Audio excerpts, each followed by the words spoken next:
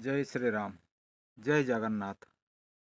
ବେଳେ ବେଳେ ଆମ ମନରେ ଗୋଟେ ପ୍ରଶ୍ନ ଆସେ ଯେ ଆମେ ବା ଆମ୍ଭେମାନେ ଗୁରୁ ପରିବର୍ତ୍ତନ କରିପାରିବା କି ନାହିଁ।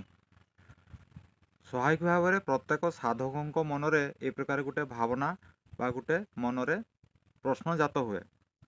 ତେବେ ଯେତେ ପର୍ଯ୍ୟନ୍ତ ଆପଣ ଇଚ୍ଛା ଅନୁସାରେ ବା ଆପଣଙ୍କୁ ଯେଉଁ ପ୍ରକାର ଗୁରୁ ଚାହୁଁଛନ୍ତି ବା ଯେଉଁ ଗୁରୁଙ୍କ ଦ୍ୱାରା ଆପଣଙ୍କର ମନସ୍କାମନା ପୂର୍ଣ୍ଣ ହୋଇପାରିବ, ସେହି ମନସ୍କାମନା ପୂର୍ଣ୍ଣ ହେବା ପର୍ଯ୍ୟନ୍ତ ଆପଣ ଯଦି ଗୁରୁ ପାଇପାରିନାହାନ୍ତି, ତାହେଲେ ଆପଣ ଗୁରୁଙ୍କୁ ପରିବର୍ତ୍ତନ କରିପାରିବେ।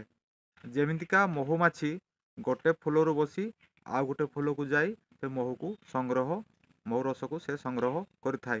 ଠିକ୍ ସେହିପରି ଯେତେ ପର୍ଯ୍ୟନ୍ତ ସଦ୍ଗୁରୁ ପ୍ରାପ୍ତି ନେଇଛି ବା ଭକ୍ତି ମାର୍ଗ ଗୁରୁ ପାଇପାରିନାହାନ୍ତି, ସେତେ ପର୍ଯ୍ୟନ୍ତ ଆପଣ ଗୁରୁଙ୍କୁ ପରିବର୍ତ୍ତନ କରିପାରିବେ। ଜୟ ଶ୍ରୀରାମ।